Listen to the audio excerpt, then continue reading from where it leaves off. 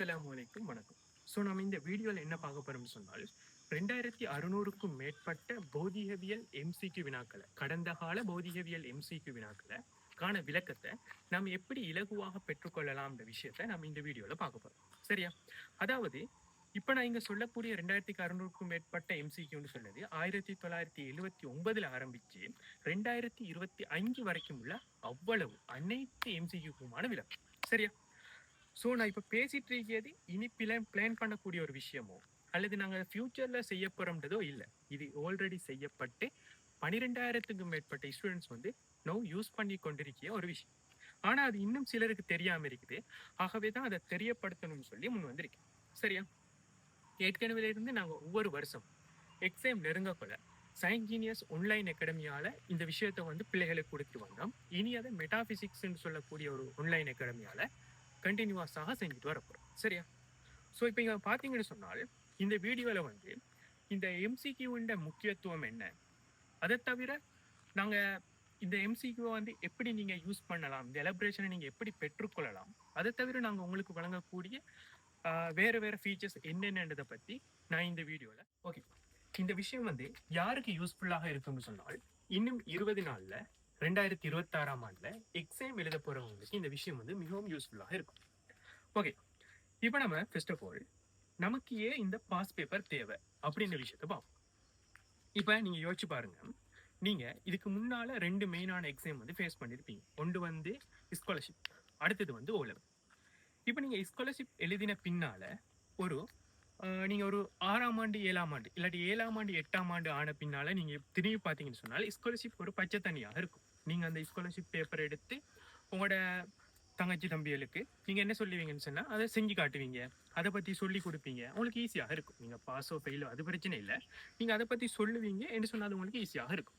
அதே போல நீங்க ஓ லெவல் எழுதிட்டு ஓ லெவல்ல பார்க்கல உங்களுக்கு சயின்ஸ் மெட்ஸ் எல்லாம் வந்து கஷ்டமாக இருந்திருக்கும். நீங்க ஓ லெவல் எழுதி முடிஞ்சு ஏ லெவலுக்கு வந்த பின்னால உங்களோட தம்பி தங்கச்சிகள் உங்களோட ஃப்ரெண்ட்ஸுக்கு வந்து அதை சொல்லி கொடுக்கக்கூடிய மாதிரி ஈஸியானதாக மாறி. இதுக்கு என்ன காரணம்னு சொன்னா நீங்க அதை வந்து எக்ஸ்பீரியன்ஸ் பண்ணிட்டீங்க. சரியா? நீங்க வந்து ஸ்காலர்ஷிப்பை எக்ஸ்பீரியன்ஸ் பண்ணிட்டீங்க. அதே போல நீங்க ஓ லெவலை வந்து எக்ஸ்பீரியன்ஸ் பண்ணிட்டீங்க.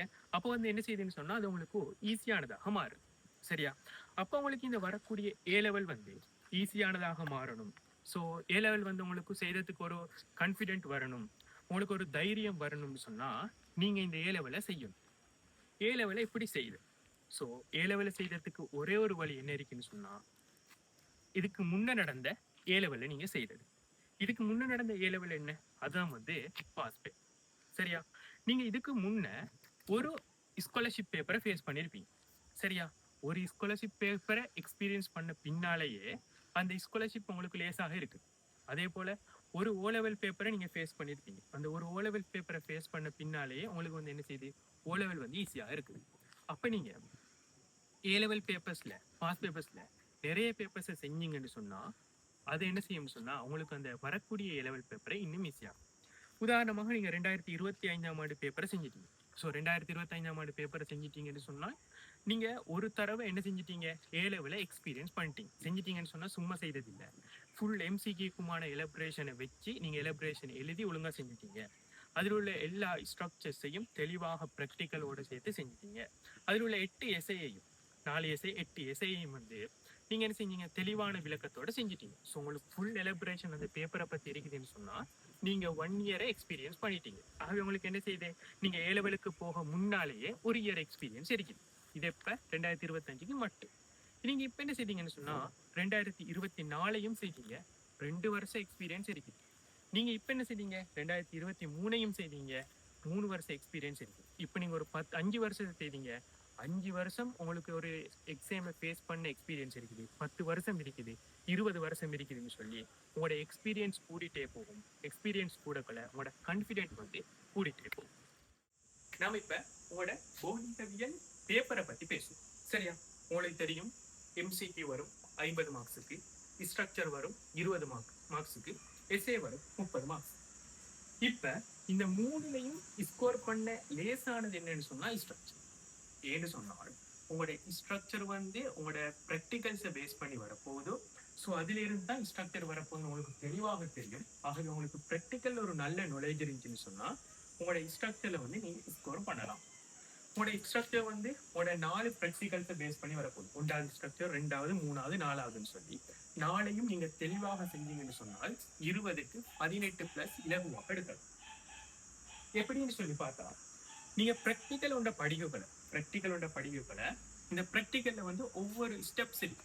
ஸோ முதல் ஸ்டெப்ல இது செய்தோம், 2வது ஸ்டெப்ல இது செய்தோம். நீங்க இந்த ஒவ்வொரு ஸ்டெப்புக்கும் ஏன் இந்த ஸ்டெப்பை செய்தோம் அப்படின்னு ஒரு கொஸ்டினை கேட்டு படிச்சீங்கன்னு சொன்னால் என்ன செய்யலாம், இலகுவாக என்ன செய்யலாம்னு சொன்னா அவங்க பின்னால ஏன், எதுக்கு, இதுக்கான காரணம் என்ன, இப்படியான அனைத்து கேள்விகளுக்கு உங்களுக்கு ஆன்சர் பண்ணலாம். நீங்க ஒரு ப்ராக்டிக்கலை செய்யக்கூட அதுல கணிக்கிற விஷயங்கள், அதுல பெருமானம் காணுது, எவ்வளவு அழகு, இதெல்லாம் நீங்க செஞ்சிருவீங்க. ஏன், எதுக்குன்ற கொஸ்டின்ஸ் தானே உங்களுக்கு வந்து கஷ்டமானதாக அமையும்.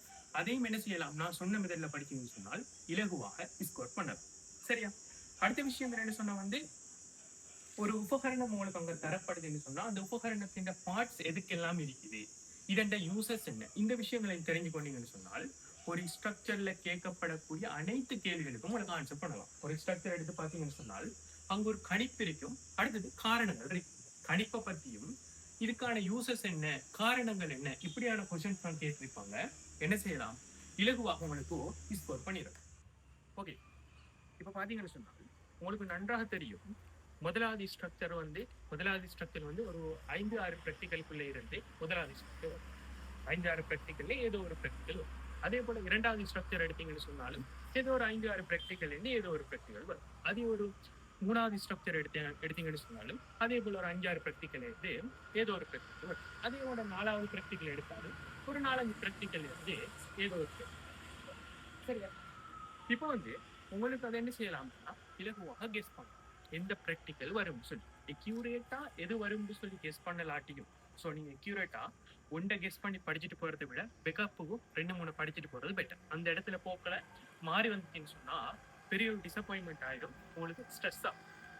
ஸோ உங்களுக்கு என்ன செய்யலாம், உதாரணத்துக்கு நான் ஒன்றை கெஸ் பண்ணீங்க, நான் என்ன செய்தேன்னு சொன்னா ஒரு 2-3 கெஸ் பண்ணிருந்தேன்னு சொல்லி எப்படி முதலாவது ஸ்ட்ரக்சரை நீங்க என்ன செய்தீங்கன்னு சொன்னா குறைச்சி ஒரு 2 ப்ராக்டிக்கலை படிச்சுட்டு போறீங்க. அதாவது 2 நீங்க கெஸ் பண்ணுவீங்க, ரொம்ப நான் எல்லாம் படிக்கீங்க, 2 வந்து மெயினா ஃபோக்கஸ் பண்ணி போறீங்க. சரியா? அதே போல 2வதுக்கும் வந்து ஒரு 2 ஃபோக்கஸ் பண்ணிட்டு போறீங்க, 3வதுக்கு ஒரு 2, 4வதுக்கு ஒரு 2ன்னு சொல்லி ஃபோக்கஸ் பண்ணிட்டு போறீங்க. 2-3 வைங்களேன், 2-3 வைங்க, ரொம்ப நான் எல்லாம் படிச்சுட்டு போங்க. என்ன சொன்னா வந்து அந்த இடத்துல டிசப்பாயின்மெண்ட்டை தடுக்குது. சரியா? ஆனா என்ன செய்யலாம், உங்களுக்கு கெஸ் பண்ணி இதுதான் வரும்னு எக்ஸ்பெக்ட் பண்ணிட்டு போகலாம். அதை வந்து நல்லா ஃபோக்கஸ் பண்ணி வர வேண்டியதை நல்லா ஃபோக்கஸ் பண்ணி படிச்சுட்டு போகலாம். அப்ப என்ன செய்யலாம், அந்த இடத்துல போயிட்டு ஈஸியாக வந்து ப்ராக்டிக்கலை படிச்சிருக்கீங்க. ஸோ அங்க வரக்கூடிய கணிப்புகளை உங்களுக்கு செய்ய தெரியும், அங்க வரக்கூடிய ஒவ்வொன்றுக்குமான காரணங்கள் தெரியும், ஒவ்வொரு ஸ்டெப்பிண்டையும் காரணங்கள் தெரியும், ஒவ்வொரு கருவியின் பார்ட்ஸிண்டையும் யூசஸ் உங்களுக்கு தெரியும், அங்க வரக்கூடிய பிரச்சனைகள் வலுக்கள் என்னன்னு தெரியும், எல்லாம் தெரியும்னு சொன்னா உங்களுக்கு என்ன செய்யலாம், இலகுவாக அங்க 20க்கு 18க்கு மேல ஸ்கோர் பண்ணலாம். அதே வாங்க எஸ்ஏ எடுத்தீங்கன்னு சொன்னாலும் பெரிய பரப்பு 8 எஸ்ஏல உங்களுக்கு 4 எஸ்ஏ தான் செய்யணும். எப்படி ஸ்ட்ரக்சர்ல 4க்கு 4 செய்யணும், ஆனா எஸ்ஏல 8ல 4 தான் செய்யணும். சரியா? அப்ப அந்த இடத்துல உங்களுக்கு என்ன செய்யணும்னு சொன்னா சாய்ஸ் கிடைக்கும்.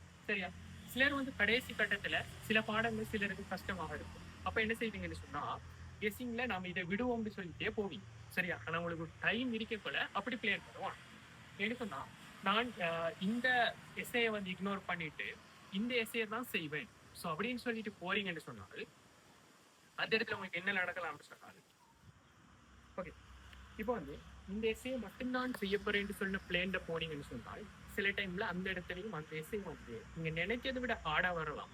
ஸோ அதனால என்ன செய்யலாம்னா உங்களுக்கு டிசப்பாயின்மெண்ட் ஆகலாம், ஸ்ட்ரெஸ் ஆகலாம். ஆகவே என்ன செய்யுங்கன்னு சொன்னால் கொமனாக பெக்கப்புக்கும் இன்னத்தையும் கொஞ்சம் பார்த்துக்கொள்ளும். சரியா? 7வது கட்டத்துல ஃபைனல் கட்டத்துல என்ன செய்யலாம்னு சொன்னா நான் இதுக்கு பதிலாக இதை செய்யப்படுறேன், இதை மட்டும்தான் அந்த செய்யப்படுற முடிவுல போகணும். அடுத்த கட்டத்துல பெக்கப் பிளேனோட தான் எப்பயும் என்ன செய்யணும்னு சொன்னால் எக்ஸாமுக்கு போகும். சரியா? அப்படி பார்த்தா கூட இந்த எஸ்ஏ எடுத்தீங்கன்னு சொன்னால் உங்களுக்கு என்ன செய்யலாம், 8ல 4 விடுறதுக்கான சாய்ஸ் இருக்குது.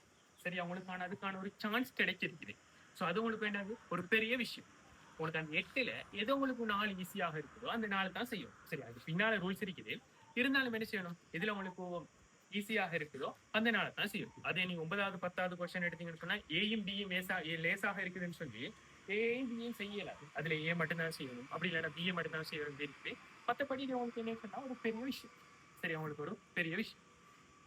அடுத்தது உங்களுக்கு படிக்கக்குள்ளையும் என்ன செய்யலாம்னு சொன்னா, உங்களுக்கு இன்ட்ரெஸ்ட் காட்டி படிக்கக்குள்ள நீங்க இப்ப 4 எஸ்ஐக்கு தான் நீங்க தெளிவாக ரெடி ஆகுறீங்கன்னு சொன்னால், ஒரு காலமும் 4 எஸ்ஐக்கு தான் நீங்க தெளிவாக ரெடியாக போறீங்கன்னு சொன்னா, ஒரு காலம் என்ன செய்யக்கூடாது, 9ல உள்ள ஏக்கும் பிக்கும் தெளிவாக ரெடி ஆகக்கூடாது. என்ன சொன்னா அதுல ஏழான்றது பிஏ மட்டும்தான் உங்களுக்கு செய்யலாம். ஸோ இந்த விஷயங்கள் உங்களுக்கு என்ன செய்யலாம், ஏற்கனவே பிளான் பண்ணிட்டு போகணும். சரியா? அப்ப அதே போல நீங்க பாத்தீங்கன்னு சொன்னால், நீங்க ஸ்ட்ரக்சர்ல எப்படி எக்ஸ்பெக்டேஷன் செஞ்சீங்களோ, அதே போல இங்க எஸ்ஏலையும் எக்ஸ்பெக்டேஷன் செய்யலாம். எப்படி செய்யலாம்? ஸோ நீங்க என்ன செய்யலாம்னு சொன்னா, உங்களுக்கான ஒரு எஸ்ஏ வந்து எப்படி வரப்போகுதுன்னு சொன்னா, உங்களுக்குள்ள ஒரு யூனிட் லெவல்ல ஒரு பெரிய சாப்டரை பேஸ் பண்ணி தான் வரும். உதாரணமாக மெக்கானிக்ஸ் எடுத்தீங்கன்னு சொன்னா, அங்க உள்ள உராய்வை பேஸ் பண்ணி வரப்போகுது. அங்க உள்ள ஒரு மிக முக்கியமான சாப்டர். ஆகவே உங்களுக்கு இதுல இருந்து எக்ஸ்பெக்ட் பண்ணலாம் வந்து இந்த ஏரியால இருந்து வரலாம். ஸோ அப்ப அந்தந்த ஏரியாவை படிச்சுட்டு அந்தந்த ஏரியாவை பேஸ் பண்ணி வந்த எஸ்ஏல வந்து நீங்க ப்ராக்டிஸ் பண்ணீங்கன்னு சொன்னால் உங்களுக்கு எஸ்ஏலையும் வந்து பண்ணலாம். இப்ப இந்த ஸ்ட்ரக்சர்லையும் எஸ்ஏலையும் நம்ம எக்ஸ்பெக்டேஷனை வச்சு பார்த்தோம்னு சொன்னால் நீங்க இந்த பகுதியை தான் எக்ஸ்பெக்ட் பண்ணிட்டு போறீங்க. ஸோ எக்ஸ்பெக்ட் பண்ணிட்டு மட்டும் போக வேணாம், பேக்கப் பிளேனோட போங்க. போக்கள் என்ன செய்வீங்கன்னு சொன்னா அந்தந்த ஏரியா உங்களோட எக்ஸ்பெக்டேஷன் ஏரியா, அடுத்தது உங்களோட பேக்கப் ஏரியால உள்ள கொஸ்டின்ஸை வந்து நீங்க என்ன செய்வீங்கன்னு சொன்னா ஃபுல் ப்ராக்டிஸ் கொண்டு எடுத்துட்டு போவீங்க. சரியா? அப்ப இங்க ரெண்டுக்கும் ஒரு ஒற்றுமை இருக்குது. என்னன்னு பாத்தீங்கன்னு சொன்னால், முதலாவது ஸ்ட்ரக்சர் எடுத்தீங்கன்னு சொன்னால் மிகப்பெரிய விஷயம் என்னன்னு சொன்னா இதுல இருந்து தான் வரப்போகுதுன்னு சொல்லி தெரியும். ஒரு குறுகிய பரப்பு தெளிவாக ஸ்டோர் பண்ணலாம். எஸ்ஏயும் எடுத்தீங்கன்னு சொன்னால் இந்த பகுதியில இருந்து தான் வரப்போகுது. உங்களுக்கு தெரியும், ஒரு மெயினான ஒரு யூனிட் ஒரு பெரிய ஒரு ஏரியா உதாரணமாக உராய்வு, அதோட என்ன செய்யலாம், அதை பேஸ் பண்ண கொமனான ஒரு இசை வரலாம். அப்படி இல்லைன்னு சொன்னா பிசிக்ஸ்ல உள்ள ஒரு யூனிட்ல உள்ள ஒரு கான்செப்டை வச்சு கிட்டத்துல நடந்த அல்லதுன்னு சொன்னா ஒரு வரலாற்றுல நடந்த ஒரு நிகழ்வை அதுக்குள்ள கொண்டு போய் சொருவி ஒரு கொஸ்டினாக மோடிஃபை பண்ணி வரலாம். ஸோ அந்த விஷயங்களை என்ன செய்யலாம்னு சொன்னா உங்களுக்கு எக்ஸ்பெக்ட் பண்ணிட்டு போகலாம், இலகுவாக செய்யலாம். ஆகவே ஸ்ட்ரக்சர் எடுத்தீங்கன்னா ஒரு குறுகிய பரப்பு, எஸ்ஏ வந்து கொஞ்சம் விரிந்த பரப்புண்டாலும் அதையும் என்ன செய்யலாம், ஒரு குறுகிய பரப்புக்குள்ள உள்ளடக்கிட்டு போகலாம். சரியா? இப்ப நம்ம எம்சிக்கு போறோம். எம்சிக்கு வந்தீங்கன்னு சொன்னால் எம்சிக்கு வந்து உங்களுக்கு இந்த அளவுல இருந்து எத்தனை எம்சிக்கு வரும்ன்றத உங்களுக்கு கெஸ் பண்ணலாம். சரியா? உதாரணமாக மெக்கானிக்ஸ்ல இருந்து ஒரு 11 12 வருது, கிராவிடேஷனல் ஃபீல்ட்ல இருந்து 1 வருது, மெஷர்மெண்ட்ல இருந்து ஒரு 1 2 வருது. ஸோ இப்படியான விஷயங்கள் உங்களுக்கு என்ன செய்யலாம், எக்ஸ்பெக்ட் பண்ணிட்டு போகலாம். ஆனா அந்த எம்சிக்கு எங்க இருந்து வரும்னு சொன்னா முழு பகுதியில இருந்தும் பறந்து விரிந்து வரும். சரியா? பறந்து விரிந்து வரும். ஸோ அப்ப நீங்க இங்க எஃபர்ட் போடக்கல எம்சிக்கும் என்ன செய்யணும், நீங்க எப்படி ஸ்ட்ரக்சருக்கு எஸ்ஐக்கும் போடுவீங்களோ எஃபர்ட், அது ரெண்டையும் சேர்த்த அளவும் ஒரு பெரிய எஃபர்ட்டை நீங்க என்ன செய்யணும்னு சொன்னா இந்த எம்சிக்கு போடணும். மார்க்ஸையும் பாத்தீங்கன்னு சொன்னால் ஸ்ட்ரக்சருக்கு 20, எஸ்ஐக்கு 30, ரெண்டையும் சேர்த்தீங்கன்னு சொன்னால் எம்சிக்கு வரக்கூடிய மார்க்ஸ் வரும். ஆகவே எஃபர்ட்டும் என்ன செய்யணும், அதுக்கு வந்து நீங்க பெருசாக போடணும். சரியா? இப்போ வந்து உங்களுக்கு நல்லா தெரியும், ஸ்ட்ரக்சர்லையும் எஸ்ஏலையும் ப்ராக்டிஸ் பண்ண வேண்டிய ஏரியா குறவு.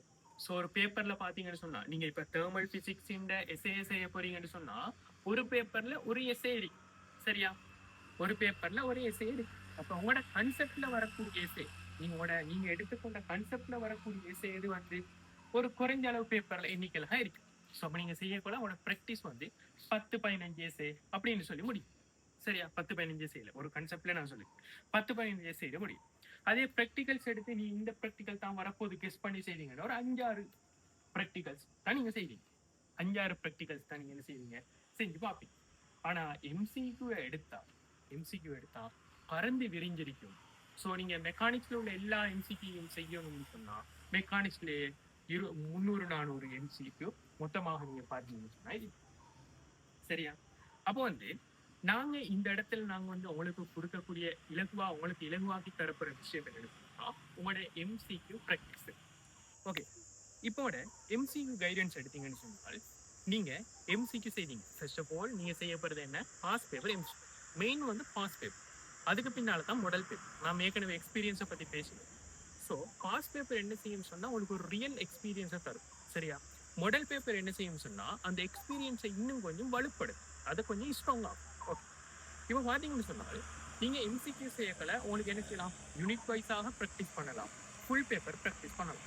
இப்போ இந்த 20 நாள் இருக்கக்கூடிய சிச்சுவேஷன் நீங்கள் ஃபுல் பேப்பர் ப்ராக்டிஸ் பண்ணது தான் ஏன்னு சொன்னால் ஃபுல் பேப்பரில் எப்படி இருக்கும், முதலாவது ஃபர்ஸ்ட் யூனிட் கொஷன் இருக்கும், திடீரென்று 5th யூனிட் போகும், 7th யூனிட் போகும், டக்குன்னு 8th யூனிட் போகும், பின்னால் 3வது யூனிட்டுக்கு போகும், 4வது யூனிட்டுக்கு பாயும்.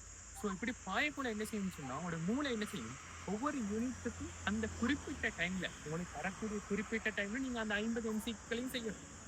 ஸோ என்ன செய்யணும், குயிக்காக செஞ்சு பழகணும். அப்படி நீங்கள் ப்ராக்டிஸ் பண்ணீங்கன்னா தான் உங்களோட மூளை என்ன செய்யும், ஒரு தியர்லேருந்து இன்னொரு தியரிக்கு குயிக்காக பாஞ்சு, ஒரு யூனிட்லேருந்து இன்னொரு யூனிட்டுக்கு குயிக்காக பாஞ்சு பழகும். அதே நீங்கள் ஒரே யூனிட்டை இன்னும் ப்ராக்டிஸ் பண்ணிட்டு இருந்தீங்கன்னு சொன்னால் ஒரே யூனிட்ல என்ன, ஒரே தியரி, ஒரே கான்செப்ட், ஒரே வெப்பம், ஒரே அலைவியக்கம், ஒரே விஷயம்ன்றதால உங்களோட மூளை என்ன செய்யும்னு சொன்னால் அதுக்கு வந்து எடப்ட் ஆயிரும். ஸோ ஒரே தியரிக்குள்ளே தான் உங்களோட மூளை இருக்கு. ஆகவே இப்போ உள்ள சிச்சுவேஷனில் நீங்கள் எதை செய்யணும்னு சொன்னால் வந்து ஃபுல் பேப்பர் தான் ப்ராக்டிஸ் பண்ணணும். சரியோ, இப்போ நீங்கள் ஒரு ஃபுல் பேப்பரை எடுத்து ப்ராக்டிஸ் பண்ணுவீங்க, இல்லைன்னா ஒரு யூனிட் வைஸாக எடுத்து ப்ராக்டிஸ் பண்ணதில் உங்களுக்கு ஒரு தியரி தெரிய இல்லை, அப்படி இல்லைன்னு சொன்னால் ஒரு கொஷனுக்கான ஆன்சர் வந்து தெரிய இல்லைன்னு சொன்னால் நீங்கள் என்ன செய்ய போகிறீங்க, இப்போ உள்ள 20 நாளில் உடனே அந்த முழு பாடத்தையும் எடுத்து படிக்க போகிறீங்களா, அப்படி இல்லைன்னு சொன்னால் முழு எலப்ரேஷனையும் பெரட்டி பார்க்க போகிறீங்களா, அதுக்கான ஆன்சர் எப்படி டைம் வேஸ்ட் இல்லாமல் தேட போகிறீங்கன்றதுக்கான ஒரு ஏற்பாடு தான் நாங்கள் இப்போ உங்களுக்கு தரப்போகிற இந்த MCQ கைடன்ஸ்.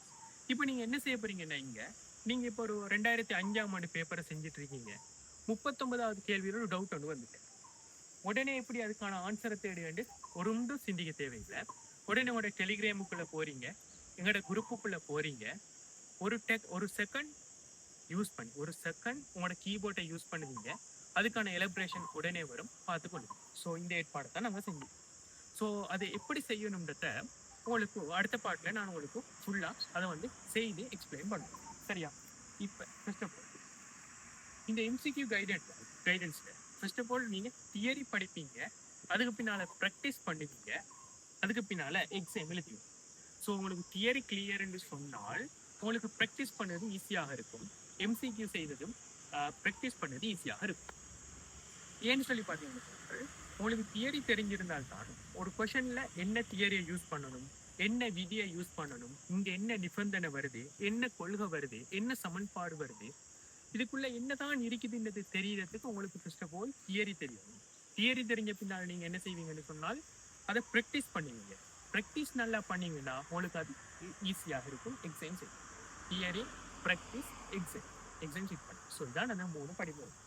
ஸோ நம்ம அடுத்த வீடியோவில் வந்து உங்களுக்கு எப்படி இந்த MCQ கைடன்ஸை நீங்கள் எடுத்துக்கொள்ளதை நான் உங்களுக்கு ஈஸியாக காட்டுறேன். சரியா? இப்போ உங்களுக்கு சிலர் வந்து இன்னும் உங்களுக்கு தியரி கிளியர் இல்லாமல் இருக்கு. இந்த 20 நாளை வச்சுட்டு உங்களுக்கு எது சரி ஒருத்தருக்கு தியரி கிளியர் இல்லைன்னு சொன்னால் அதுக்கான ஏற்பாடையும் நாங்கள் எங்களோட எப்பில் நாங்கள் உங்களுக்கு செய்து தரோம். எங்களோட எப் வந்து நீங்கள் ப்ளே ஸ்டோர்லேருந்து டவுன்லோட் பண்ணலாம், மெட்டா PhysiX சொல்லி. ஸோ அதுக்கான ஸ்பெல் பண்ணி பாருங்கள். மெட்டான்னு சொன்னால் உங்களுக்கு நார்மல் மெட்டாங்க, META. ஃபிசிக்ஸை வந்து நாங்கள் சுருக்கி ஃபிசிக்ஸ் அப்படின்னு சொல்லி வச்சுருக்கோம், PHYSIX. சரியா? Meta PhysiX. ஸோ அப்படின்னு சொல்லி பேர் வச்சுருக்கோம். ஸோ அப்படி நீங்கள் சர்ச் பண்ணி எங்களோட அப்ளிகேஷனை வந்து கூகுள் ப்ளே ஸ்டோர்லேருந்து டவுன்லோட் பண்ணிக்கொள்ளலாம். அதுக்குள்ளே லொகின் பண்ணி உங்களுக்கு இந்த தியரியை வந்து குறுகிய நாளில், வீக் கணக்கில் அல்லது நாள் கணக்கில், ஹவர்ஸ் கணக்கில் வந்து என்ன செய்யலாம், உங்களுக்கு தேவையான ஷார்ட் தியரி வந்து கவர் பண்ணி கொண்டு உங்களோட மீதி விஷயங்களை வந்து கண்டினியூ பண்ணும். இப்போ இந்த 20 நாள் தானே இருக்குது, எப்படி தியரியை கவர் பண்ணிக்கொள்ளுது, அவங்களுக்கு ஷோர்ட் தேவையான இந்த சின்ன சின்ன அளவுகளை அல்லது குறிப்பிட்ட ஒரு சில அளவுகளை எப்படி கவர் பண்ணிக்கொள்ளுதுன்னு யோசிச்சிங்கன்னு சொன்னால் அதுக்கான ஏற்பாடு தான் எங்களோட எப்பினூடாக நடக்கும். ஸோ அதை தேவைன்னு சொன்னால் எங்களோட நம்பர் 0702825678 070282567 அந்த நம்பரை கான்டாக்ட் பண்ணி என்ன செய்யலாம்னு சொன்னால் உங்களுக்கு அந்த விஷயத்துலையும் ஜாயின் பண்ணிக்கொள்ள இயலும். ஸோ இந்த நம்பர்ஸ் வந்து இதை வந்து நீங்கள் வாட்ஸ்அப்பில் கான்டாக்ட் பண்ணணும். இந்த நம்பர் வந்து யாருக்குன்னு சொன்னால் யாருக்கு சரி தியரி தேவைன்னு சொன்னால், தியரி ரிவிஷன் தேவைன்னு சொன்னால் இந்த நம்பரை கான்டாக்ட் பண்ணணும். ஸோ MCQ கைடன்ஸுக்கு நீங்கள் எதையும் கான்டாக்ட் பண்ண தேவையில்ல. அடுத்து வரக்கூடிய வீடியோவை பார்த்தீங்கன்னு சொன்னால் உங்களுக்கு ஃபுல் தெளிவு கிடைக்கும். ஓகே, இப்போ இந்த வீடியோவில் நாம் MCQ கைடன்ஸை எப்படி யூஸ் பண்ணலாம்னு சொல்லி பார்ப்போம், எப்படி யூஸ் பண்ணுதுன்னு சொல்லி பார்ப்போம். ஸோ நீங்கள் ஃபர்ஸ்ட் ஆஃப் ஆல் என்ன செய்யணும்னு சொன்னால் உங்களோட டெலிகிராம் எப்புக்குள்ளே போய்க்கொள்ளுங்க. நான் சைடில் டெலிகிராம் எப்பில் போயிருக்கேன். போன பின்னால் என்ன செய்யுங்கன்னு சொன்னால் உங்களோட சர்ச் பாரில் போயிட்டு நீங்கள் என்னென்ன டைப் பண்ணணும்னு சொன்னால் ஃபிசிக்ஸ் எக்ஸ்பிளைன்ஸ் அப்படி டைப் பண்ணிங்கன்னு சொன்னால் இந்த குரூப் வரும். ஸோ அதை கிளிக் பண்ணிக்கொள்ளும். சரியா? நீங்கள் சர்ச் பண்ணிங்கன்னு சொன்னாலே இதே ப்ரொஃபைலோட இதே நேமில் இந்த குரூப் வரும். பார்த்தீங்கன்னு சொன்னால் 11,900க்கு மேற்பட்ட மெம்பர்ஸ் வந்து அந்த குரூப்பில் வந்து இருப்பான். சரியா? அதுக்கு பின்னால் பார்த்தீங்கன்னா கீழே பார்த்தீங்கன்னு சொன்னால் ஜாயின்னு சொல்லி ஒரு லிங்க் ஒன்று இருக்கும். அந்த லிங்கை கிளிக் பண்ணிங்கன்னு சொன்னால் குரூப்பில் ஜாயின் பண்ணிடுறேன். குரூப்பில் ஜாயின் பண்ண உடனே உங்களுக்கு ஒரு வீடியோ ஒன்று கிடைக்கும். அந்த வீடியோவில் தெளிவாக எப்படி இந்த குரூப்பை யூஸ் பண்ணணுன்றது சொல்லப்பட்டிருக்கும். அப்படி உங்களுக்கு தெளிவில்லைன்னு சொன்னால் கீழே ஹவு டு யூஸ் திஸ் குரூப்னு சொல்லி ஒரு யூடியூப் லிங்க் இருக்கும். அதை கிளிக் பண்ணிங்கன்னு சொன்னாலும் எப்படி இந்த குரூப்பை யூஸ் பண்ணணுன்றது தெளிவாக சொல்லப்பட்டிருக்கும். சரியா? ஓகே, இப்போ நானும் திரும்ப உங்களுக்கு சொல்லித்தரேன். சரியா? இப்போ நீங்கள் என்ன செய்தீங்கன்னு சொன்னால் உங்களோட MCQ ப்ராக்டிஸ் எடுக்கீங்க. சரியா? எந்த இயரில்? ஏதோ ஒரு இயர் 1979 2025 வரைக்கும் ஏதோ ஒரு இயரில் பாஸ் பேப்பர் MCQ ப்ராக்டிஸ் பண்ணுதீங்க. சரியா? அந்த டைமில் உங்களுக்கு என்ன நடந்துட்டுன்னு சொன்னால் சடனாக ஒரு டவுட் ஒன்று வந்துட்டு இப்போ நீங்கள் என்ன செய்யுது? இந்த கொஷனுக்கான ஆன்சர் தான் இங்கே உங்களுக்கு சொல்லித்தரப்பட போகுது. நீங்கள் உடனே ஒன்றும் செய்ய இல்லை. உங்களோட டைமை எதுலேயும் வேஸ்ட் பண்ண வேணாம். உடனே எங்கே வாங்கன்னு சொன்னால் டெலிகிராமுக்கு வாங்க. சரியா? டெலிகிராமில் வந்து நம்மளோட ஃபிசிக்ஸ் எக்ஸ்பிளைன்னு சொல்லக்கூடிய குரூப்புக்குள்ளே போங்க. குரூப்புக்குள்ளே போனீங்கன்னு சொன்னால் அங்கே அதுக்கான கீபோர்ட் இருக்கு. அங்கே பார்த்தீங்கன்னு சொன்னால் சைடில் ஒரு பாக்ஸுக்குள்ளே இப்படி ஒரு ஸ்லேஸ் போர்டு இருக்கும். அதை நீங்கள் கிளிக் பண்ணுங்கள். கிளிக் பண்ண பின்னால் உதாரணத்துக்கு வைப்போம், உங்களுக்கு இப்போ எதில் டவுட் வந்துச்சுன்னு சொன்னால் உதாரணமாக 2003ஆம் ஆண்டின் 11வது கொஷனில் ஒரு டவுட் வந்துட்டு அப்போ நீங்கள் என்ன செய்வீங்க? இங்கே வந்து கீபோர்டை எடுப்பீங்க. அழகா எடுத்து 2003 டைப் பண்ணுவீங்க. ஸ்லேஸோடு சேர்த்து டைப் பண்ணிவிட்டு கீழே உங்களுக்கு நல்லா தெரியும் டெலிகிராம்லாம் நீங்கள் யூஸ் பண்ணக்கூடிய அந்த அண்டர்ஸ்கோர்னு சொல்லக்கூடிய அந்த கோடை அடிப்பீங்க. எந்த ஒரு ஸ்பேஸும் இல்லை. 11 டைப் பண்ணுவீங்க. சென்ட் பண்ணுவீங்க. சென்ட் பண்ணி ஒரு செகண்ட் கெப்பில் அதுக்கான ஆன்சர் வந்து உங்களுக்கு தெளிவாக கிடைக்கும். சரியா? சில ஆன்சர் டைப் பண்ணப்பட்டு மட்டும் இருக்கும், எழுதப்பட்டு மட்டும் இருக்கும். இன்னும் சில ஆன்சர்கள் என்ன என்னோட வாய்ஸ் எக்ஸ்பிளைனோடைய பெரும்பாலான ஆன்சர்கள் கிடைக்கும். சரியா? நார்மலாக எப்படி டைப் பண்ணுவீங்க? ஸ்லேஸ் அடிப்பீங்க. 2007 கீழே கோடு எத்தனாவது? 40வது கொஷனில் 40. சரியா? இப்போ நீங்களோட கொஷன் வந்து உங்களுக்கு தெரியும் 1ல் இருந்து பழைய காலத்துக்கு போனீங்கன்னு சொன்னால் 75 வரைக்கும் இருக்கும். அதுக்கப்புறம் 1ல் இருந்து அதுக்கப்புறம் பார்த்தீங்கன்னு சொன்னால் 1ல் இருந்து 60 வரைக்கும் இருக்கும். அதுக்கப்புறம் பார்த்தீங்கன்னா 1ல் இருந்து 50 வரைக்கும் இப்போ இருக்குது. சரியா? நீங்கள் முதல் 9 1ல் இருந்து 9 பார்த்தீங்கன்னு சொன்னால் எப்படி டைப் பண்ணணும்னு சொன்னால் டைப் பண்ணக்குள்ள 01 02ன்னு சொல்லி டைப் பண்ணணும். உதாரணமாக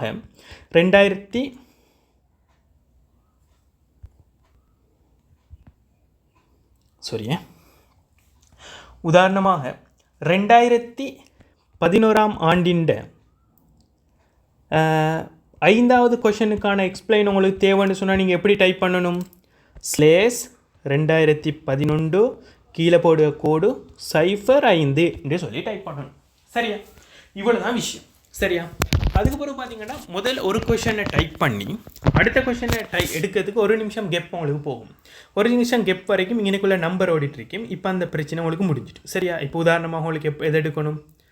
1995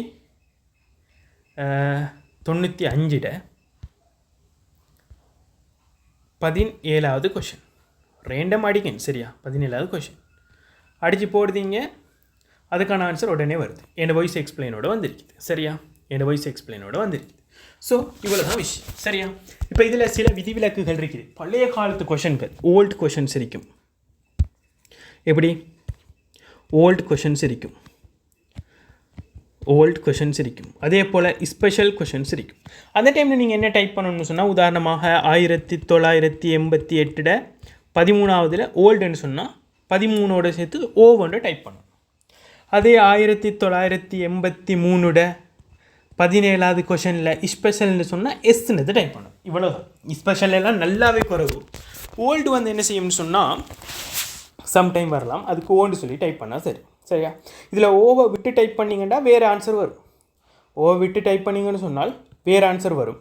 அதாவது வேறு கொஷன் இருக்கும். இதில் எஸ்ஸை விட்டிங்கன்னா வேறு கொஷன் இருக்கும். ஸ்பெஷல் இது வேறு, ஓல்டு வேறு. அது தெரியும் தானே? சிம்பிளான விளக்கம்.